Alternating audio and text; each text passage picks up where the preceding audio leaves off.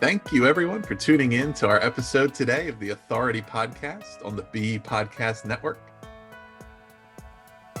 I'm Ross Romano, and I'm excited to welcome today's guest, Dr. Carey Borkoski, who's going to speak with me about a book that's going to give us all a lot to reflect on, I think. And Carey's an associate professor and research fellow in the School of Education at Loyola University in Maryland. She's also a lead coach in the Hopkins University School of Education, and her book is Dancing with Discomfort, a framework for noticing, naming, and navigating our in-between moments. And the book is available from John Catt Educational. Carey, thank you so much for being here. Yeah, happy to be here, Ross. Great to chat with you.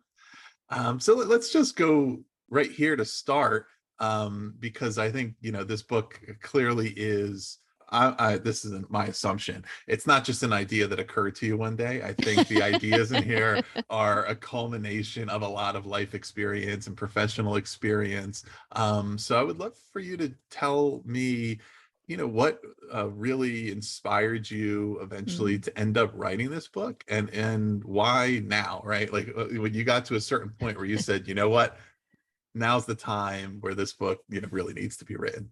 Yes, such a good question. And I mean, I'll say right off the bat, I think writing a book for me was one of those bucket lists, right? So I sort of had it in my mind. I didn't know when, I didn't know how, but it was something I wanted to do. So I'll say that first. And then I think, look, as you get older, you spend more time in your profession and you feel like you've built up some efficacy and some experience. I started to recognize that, a lot of my sort of bumps and bruises along the way were really the sort of jewels, if you will, of learning.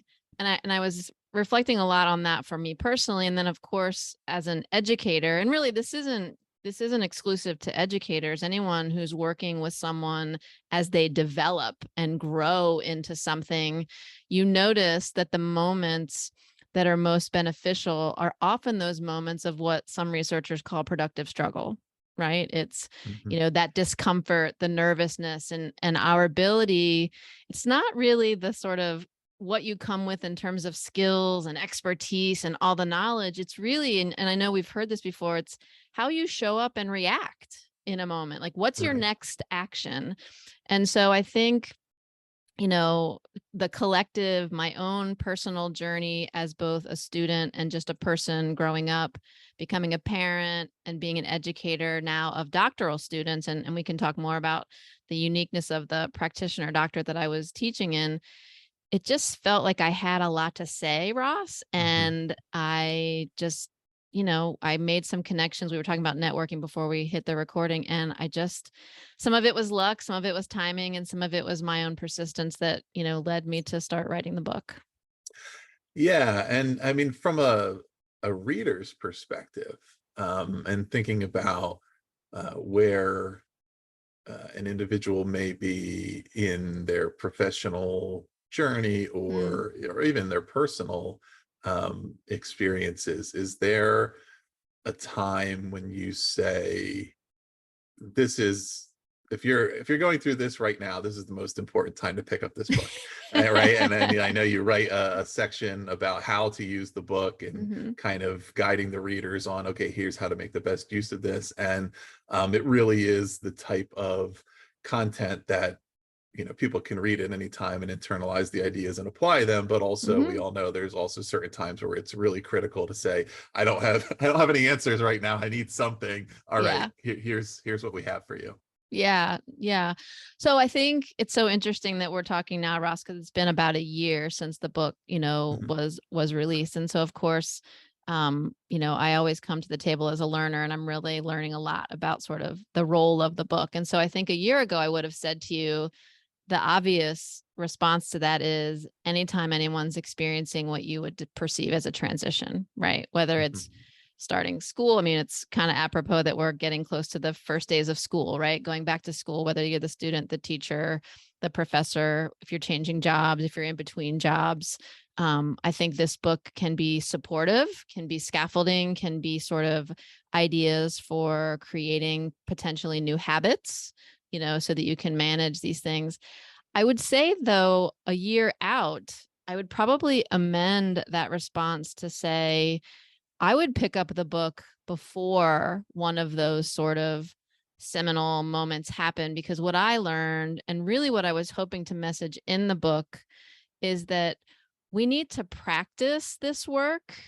And I talk about sort of practice versus performance. And what I kind of mean by that is, don't wait till that like big job change or big shift to work on these things. Like practice in a more comfortable, familiar setting so that you can start to, work out some of the kinks and iterate and redevelop. So I really do think it's anyone who's interested in figuring out strategies to be more present, even in their day to day, not just in the transition moments. Yeah, and you do write about, how this is something that can be practiced, right? Or you get more repetitions over time. Hmm. What are some of the scenarios there? So, one, when you talk about practicing, is it the type of thing where you may want to create situations in which Mm, you need to practice these skills? hmm. Are there really kind of smaller moments that are happening to us daily that we're just not necessarily recognizing as opportunities to work through these Hmm. skills? How would you kind of set the context for when are good opportunities to kind of practice this, so then when there's a big situation going Yeah. on, right, we have a little bit of skill development under our belts? Yeah. Another really good question. I mean, I think there are multiple responses to that. I mean, I think one is, I think learning to just notice a moment. And if it's so, I'm a runner. I love to exercise. I'm a runner and a biker. And what I've noticed over the course of the last couple of years, because I've really worked intentionally on some of what I wrote in the book and what I've seen in other books I'm reading, is even as a runner who follows a routine and a regiment, there were places that I could fine tune, to push myself to just get a little bit more of a nugget or a morsel out of that, and increase the benefit or increase the enjoyment, whatever it is. So I think even those things that we do, well, I would say, especially those things that we often do on autopilot, maybe practice for a day or a week. What is it like to not be on autopilot? What would it be like to ask yourself one probing question? How am I feeling right now? What am I noticing? Why is this what about this is important to me, right? Just the practice of asking yourself good questions can go a long way, and I don't think it matters what situation you're in, to practice that sort of routine.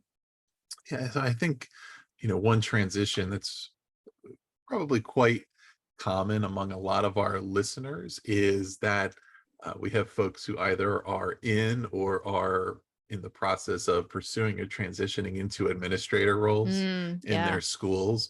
And uh, obviously, this is a planned and desired change in Yeah. one's career, but yet it is dramatic. It's a completely different set of responsibilities. It's a different skill set.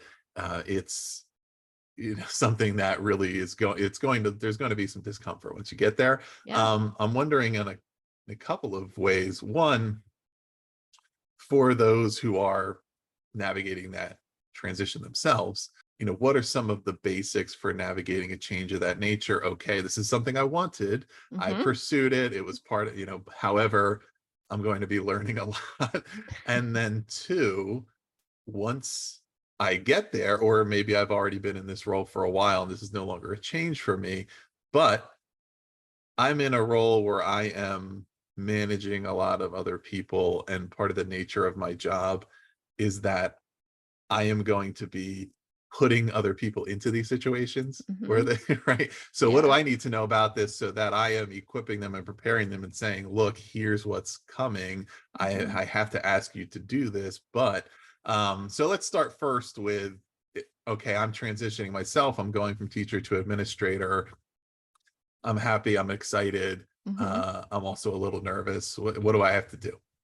I think that anyone who is able to articulate what you just did, which is, I'm noticing that I'm really excited and I'm also noticing that I'm nervous, you've already started the process, right? Because part of the book is really, again, picking your head up and paying attention to what's going on in your mind, your heart, and your body as you make this transition. And I would say, as you were talking, Ross, I wrote down, I hope that everyone is celebrating, right? Because typically you can find something, especially in the transitions that we've selected, you should pause and take time to celebrate. Don't just run, full board into this new transition.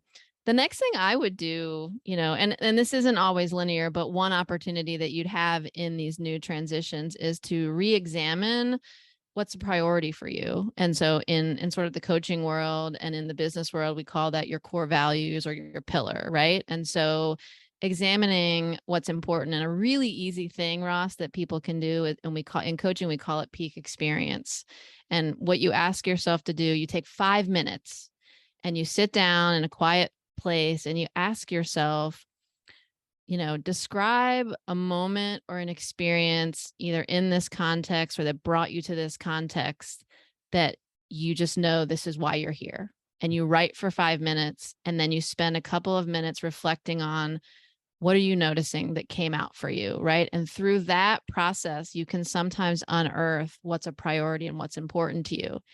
And if you put a stake, like literally I'm thinking about, going explorer, expeditioner, right? Putting a stake in the place where they are. If you are able to put a stake in those core values, now you have an anchor, because when something isn't going well, why isn't it going well? Is it rubbing up against my core values? What in the system or in myself is getting in the way, right? What do I need to do to course correct? And I think that knowing your core values, knowing where you are, is critical to this work.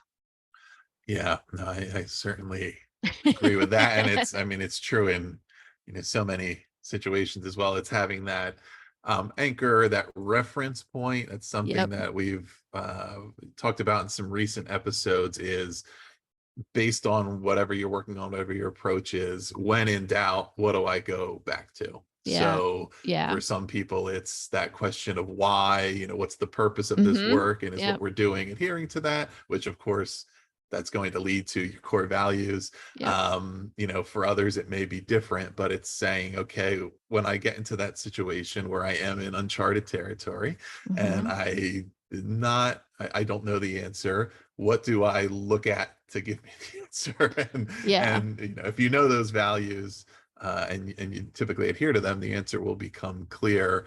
Yeah.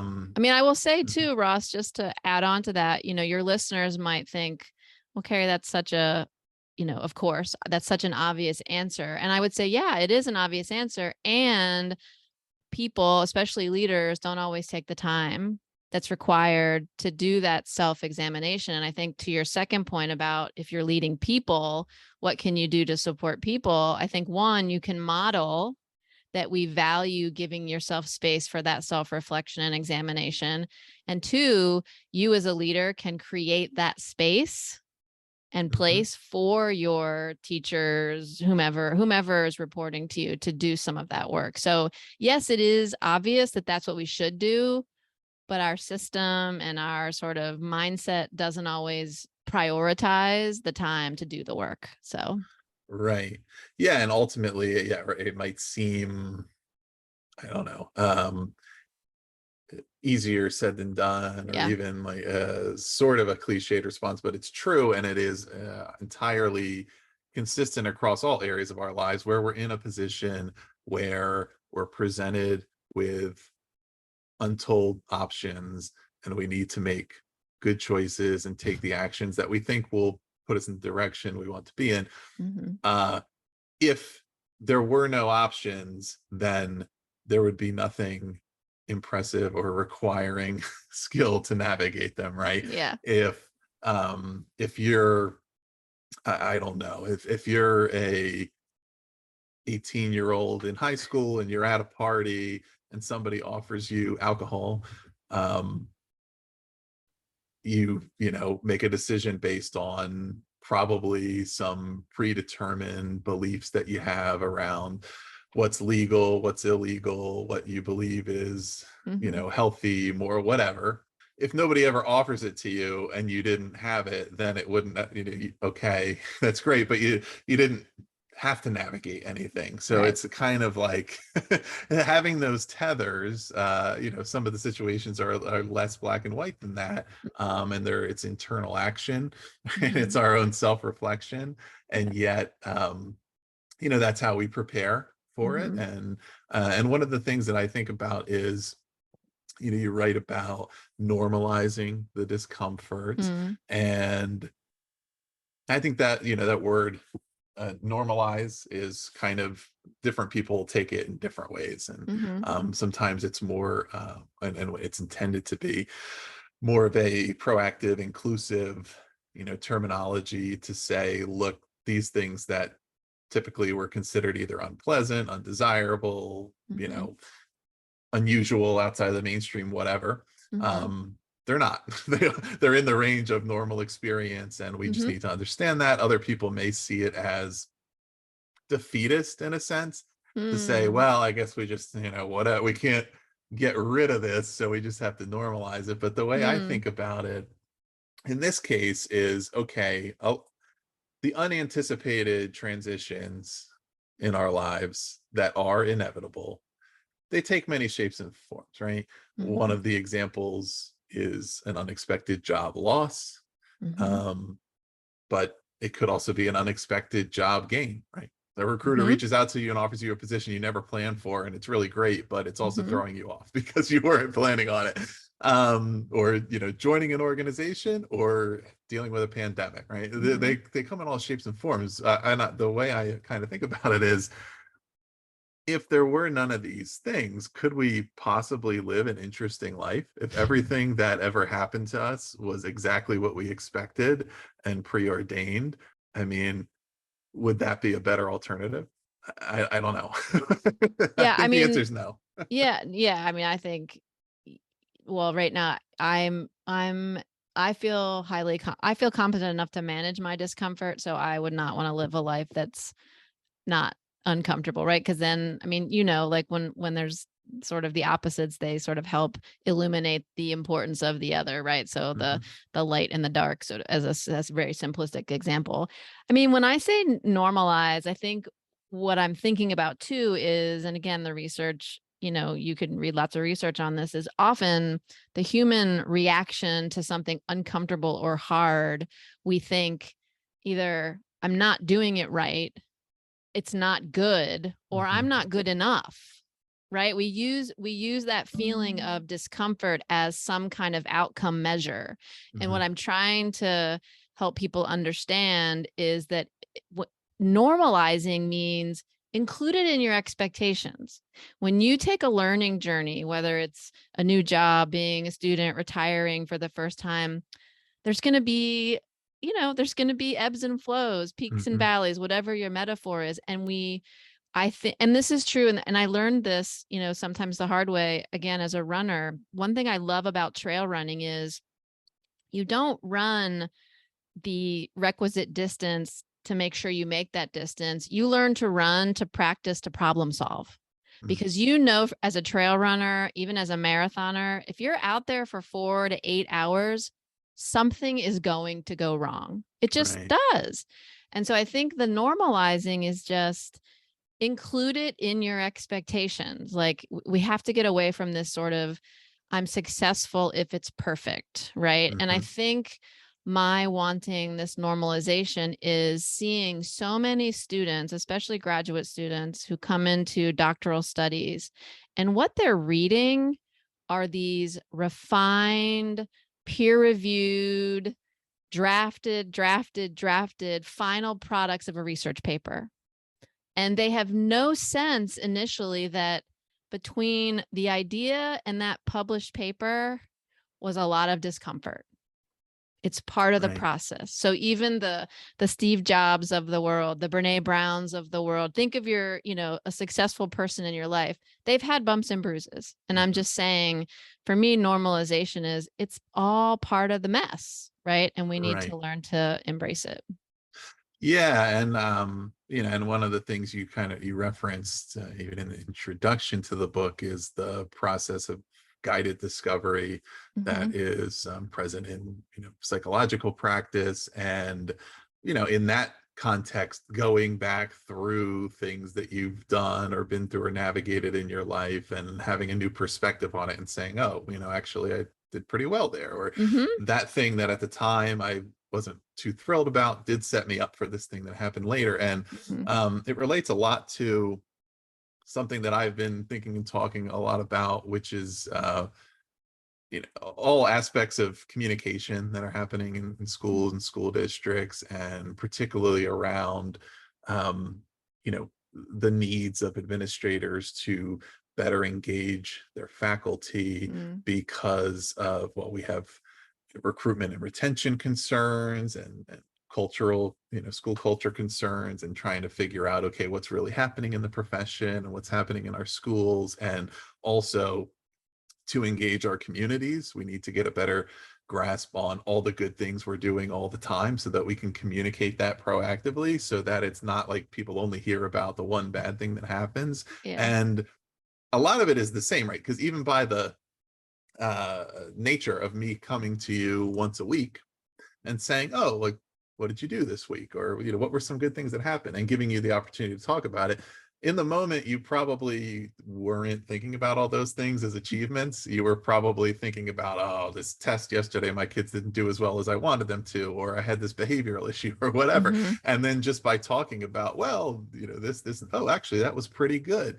It sets us up. I mean, it's kind of, you can be better equipped to normalize and anticipate what's to come ahead by looking backward and saying, oh, that's what it looked like when I already did that over the last few weeks, and that's what it looked like. So if the next few weeks are similar to that, then I can handle that. Yeah. Yeah. And I think what I was thinking as you were also talking, Ross, was what comes up for me, and you see this in the mindfulness literature, is this notion of non-attachment, Mm, right?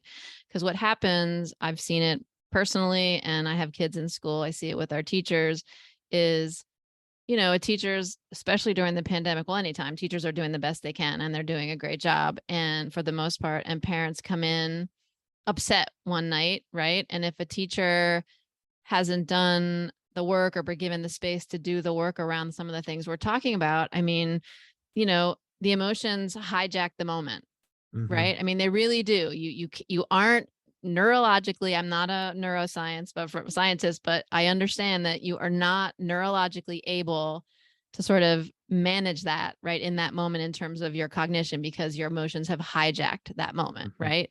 So if you are able to start practicing non-attachment and think about discomfort emerging in these moments, what you might be able to do is show up curious and notice that, oh, Ross is upset.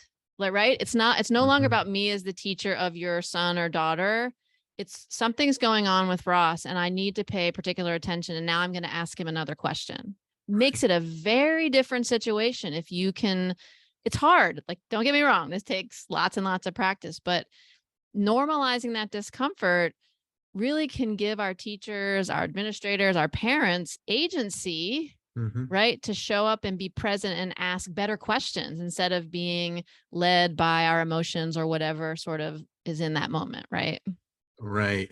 Yeah, and I mean, you bring up an interesting perspective of the parent who's Hmm. coming to the school and who is, you know, navigating all these things in their own life, Yeah. and who is, may or may not have the vocabulary to express it. And a lot of times, and what I've been investigating with schools is basically, when are the schools making it so that the parent doesn't have that information, because we're not Mm, communicating enough, we're not telling them what we're doing, we're not, keeping them informed enough about all these things. And so they're feeling all of this anxiety, stress, concern about what may or may not be going on in the school. And I mean, how can, eh, you know so let's say, absent all that, this is what's occurring, and I'm working in the mhm. school, and I'm a teacher, or I'm an administrator, and I can tell this is what parents are dealing with. How can I use my awareness of this process to help me kind of navigate that without, I'm not going to lecture to them and tell, well, you need to notice and name and navigate, but to kind of Yeah. say, all right, let me respond to them in a way Hmm. that hopefully helps this move forward. like, essentially, okay, I've gotten good at doing this for myself, but what do Yeah. I do when I can tell somebody else is having a challenge? Before we move on, let's hear from our sponsors. Yeah, I mean, look, I think, our learning theorists, our social learning theorists would tell us that, still focusing on how we show up in a space can have an impact on the other people in the room, right? I mean, Bandura would say that in terms of modeling and things. So Right. I think being able to, another question that comes up in coaching in these moments that you describe. So if we have a parent or a caregiver who shows up in this space, something you can sort of quietly ask yourself is, what's 2% true about this moment? Mhm. Right? Which means, as hard as it is to hear everything this person is saying, because they're so anxious, they're advocating for their kid, they don't have the language to articulate it. What's 2% true? Well, what's probably 2% true, if I were thinking about it, is this caregiver loves their child and cares deeply about their education. We have that in common. So maybe Mhm. you, as the teacher, the administrator, could reflect back to the parent and say, gosh, I am really seeing how committed you are to your person's education. Let's talk. Right. And so what I have noticed is when you're able to interrupt that sort of upset or rage or whatever it is with a curious noticing or question, sometimes the person just like sits up for a second, like, wait, I thought they were going to defend themselves till the cows come home, but they didn't. Mhm. They reflected back. Right. So Right. it's those I've been reading, James Clear's Atomic Habits, Mhm. which, huge bestseller. And he says in the book that it's not the big things that make the changes. It's the very small, everyday, tiny changes in our habits and our Right. routines that lead to huge impact. And so, yeah, that noticing. And it's perhaps those little habits and that practice that you have with welcoming, inviting, Hmm. or actually, I guess it's the practice that you have with navigating that can make you more open to inviting what you know will be uncomfortable moments. For example, talking to kids about their school experience, right? And saying, all right, I want to ask them about this, but their answers, I might not, they might make me uncomfortable. I might not That's like what they right. say, right? But I really do want to know, and I Yeah. want to be able to do something about it. And on the one hand, I can just kind of try to avoid it, or I can lean Hmm. into it and say, okay, I'm ready to, you talk about concepts like non-attached. I'm ready to be able to calmly, you know, accept this, and then understand where they're coming from, and then navigate it, Yeah. and help them when they're challenged by the same thing. And circling back to what we talked about with administrators, being in a position where the nature of your job may be that you're going to have to put people in positions where they're going to be dealing with a transition, unexpected, sometimes it's negative. One of the things that comes up a lot, from both the giver and receiver, is feedback, which I Hmm. think causes extreme discomfort for a lot of people, right? Yeah. Some people just don't really want to receive it, period, because they've been preconditioned to not really believe it's valuable, or to see it as punitive in nature, Yep. and so maybe I'm receiving feedback that's making me question a lot of things, or put me in a position where I'm really uncertain where I stand. Or maybe I have to give it, and I know that the person who's going to be receiving it has had a bad history with this. I don't want that to continue. I want this to be worthwhile to them, but I also know that there's certain things about this discussion that are going to, it could potentially put them spiraling if I don't approach it correctly, right? Yeah. I mean, how does that kind of resonate with you as a kind of a micro moment where these feelings do come into play? And if so, what would you kind of say about approaching that from either side?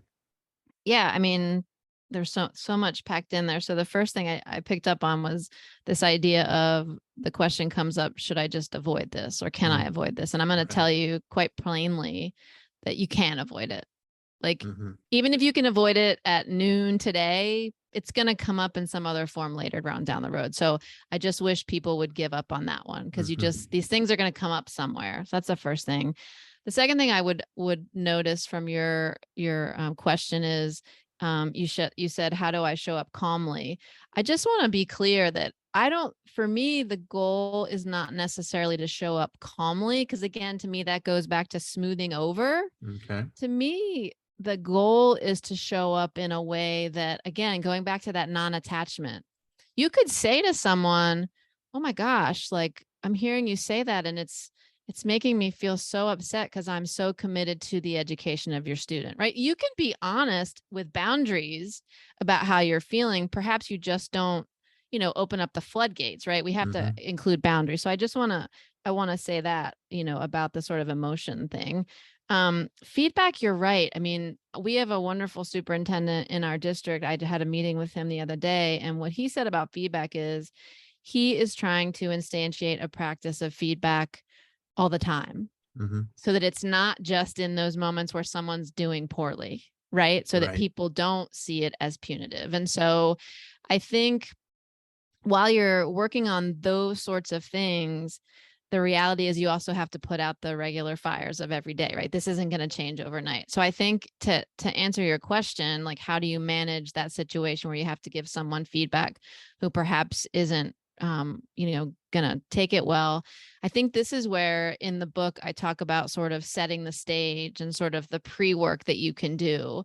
I think perhaps there's a pre-communication with this person before you actually sit down and talk about the feedback, right? I mean, I think, a leader who has done their own work and is prepared to have these conversations could have a conversation with someone about what the purpose of feedback, what the goal of this feedback is, how you are trying to support the person and share with them areas of opportunity and growth and areas where you're excelling, right? Before you even get in. And I've done this, like, look, I have reviewed lots and lots of draft dissertations in my life. And sometimes we don't use red pen anymore, but sometimes there's lots of track changes in a document. And I know the student, if I email this document to this student, it's just going to put them in a corner, rocking back and forth. And so what I do instead of sending the document is I say, can we set up a phone call, a Zoom call, and we talk about what's coming, right? So you don't have to like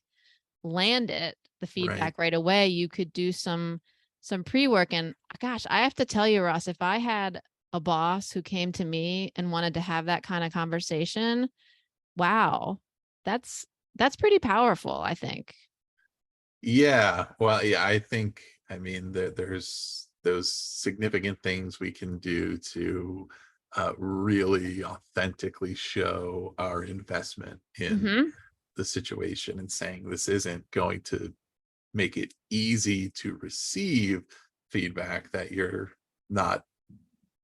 not entirely positive. However, it makes it easier for you to know what to do with it, because we're going to remove the ambiguity around my intentions, whether or not I want you to be successful, whether or not I'm even aware that this is okay. I understand this is probably not going to be a little bit upsetting. However, the reason I'm doing it is because I am invested in your success and I want you to, but it does take that additional bit of effort, which starts with being mindful and saying, I care how they receive this and what they're able to do with it. I don't just care about the backlash I'm going to get, which then leads to avoidance, right? I mean, what a I don't know, it would be sort of a revolutionary sort of day of PD, but wouldn't it be cool if a leader of a school building or district said, today for our hour of professional learning, we're going to explore our relationship with feedback.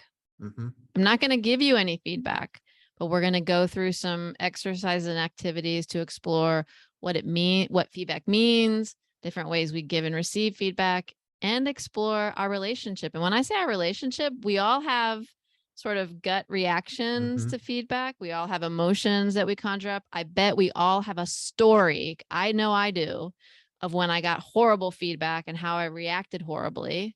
And that, believe it or not, like that all is part of the package. When you receive today's feedback, that's all in there, right? And so I'm not as a coach, I'm not a therapist. So I'm not here to resolve past issues with feedback. But what I can do is I can work with teachers to help them recognize that maybe some of that emotion isn't actually about this feedback.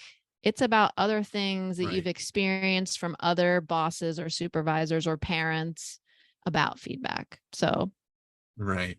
Excellent. So is there any part of, I guess, when you're developing a skill set and also a mindset mhm. to be able to navigate these transitions successfully.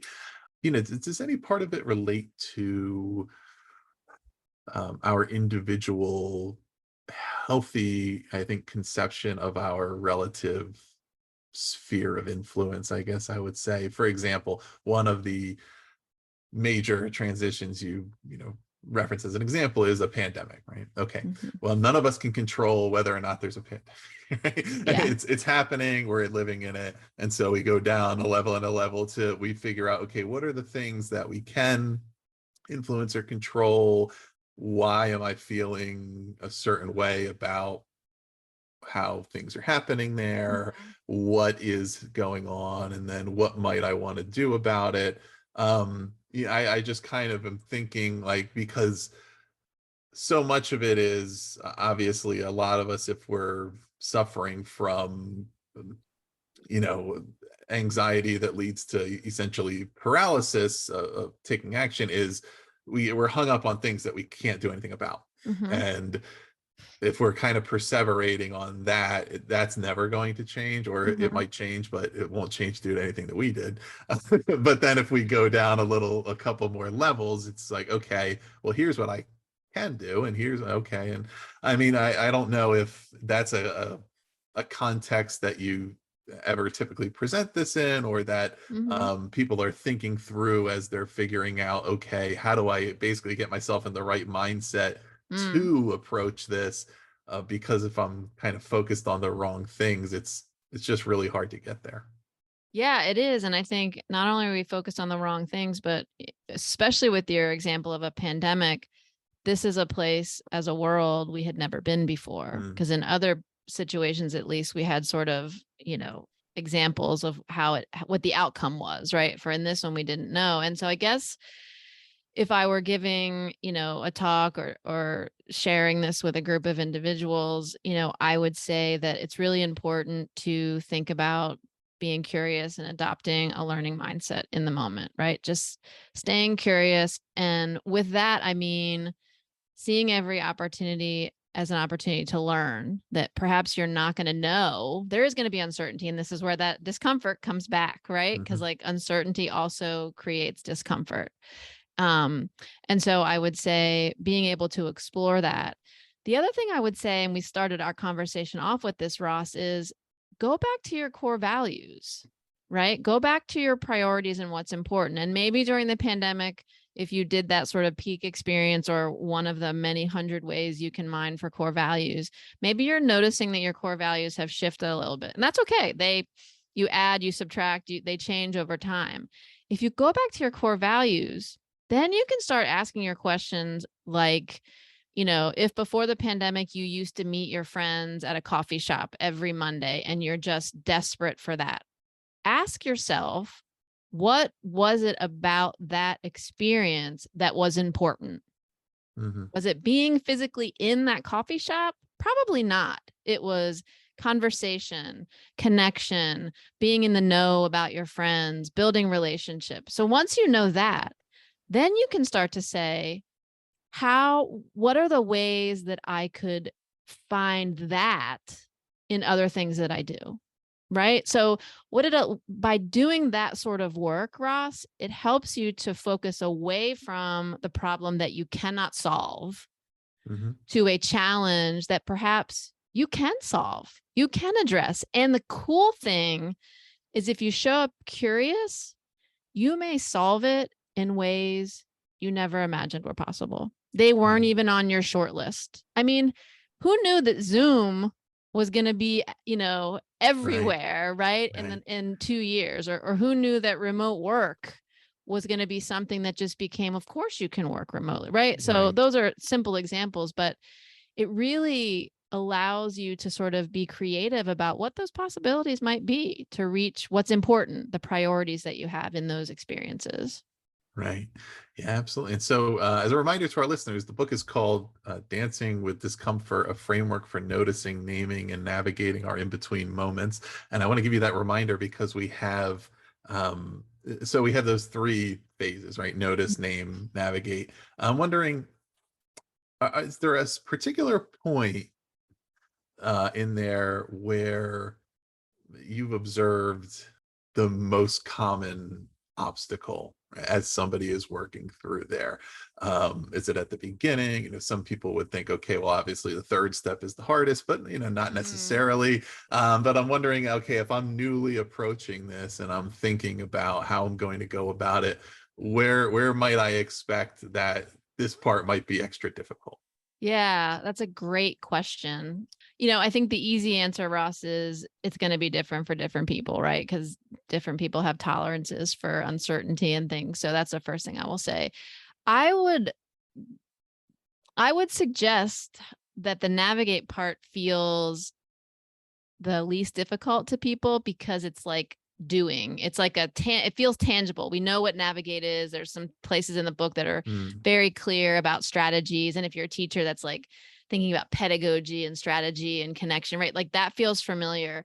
I honestly think if you're new to this kind of mindset, the noticing and naming is the hardest part because it goes back to what we talked about before with core values is someone might say, of course, you should know what your values, your priorities, your pillars, whatever you want to call them are.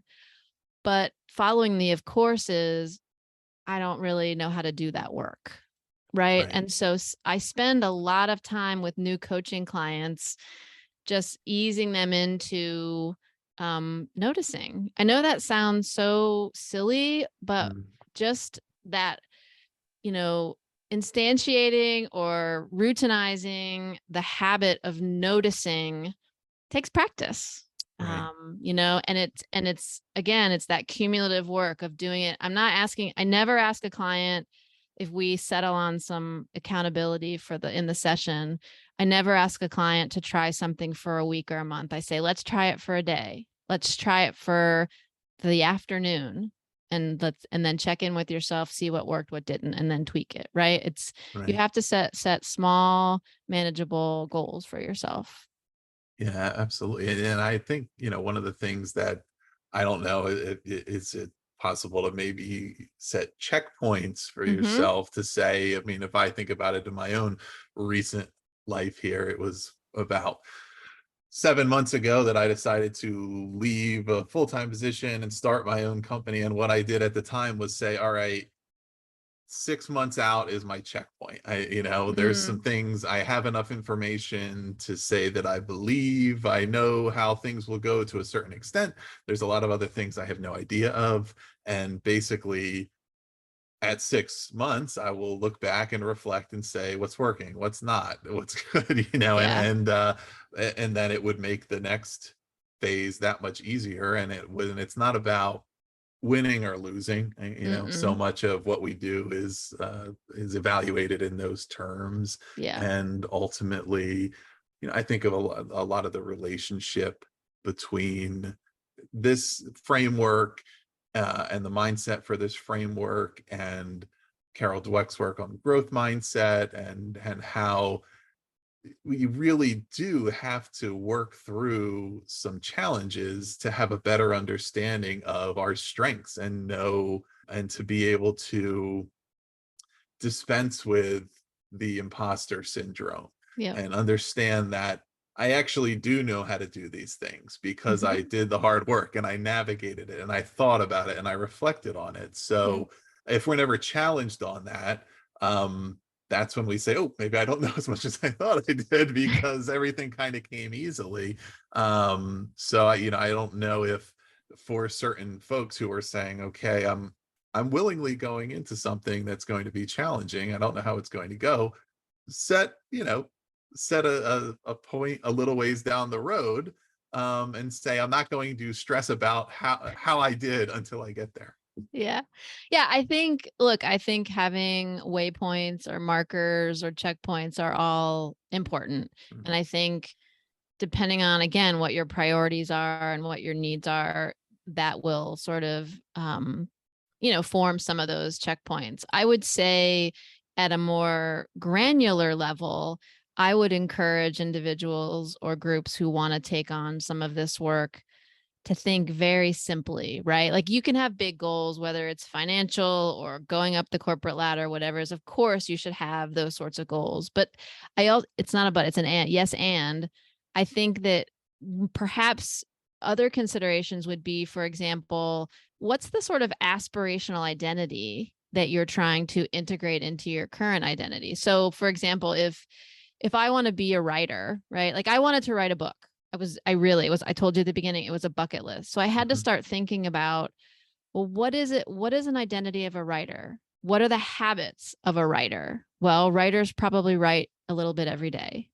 So I wanted to start replicating that and creating that habit. So perhaps for a district leader, you want he or she or they to be thinking about, what's the kind of identity that I want to bring to this role?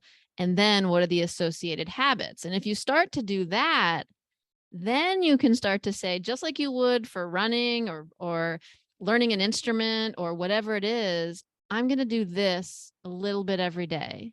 And then I'm going to add another habit a little bit in that day. And then by that checkpoint, you probably can sort of look at, what are the habits that I've adopted?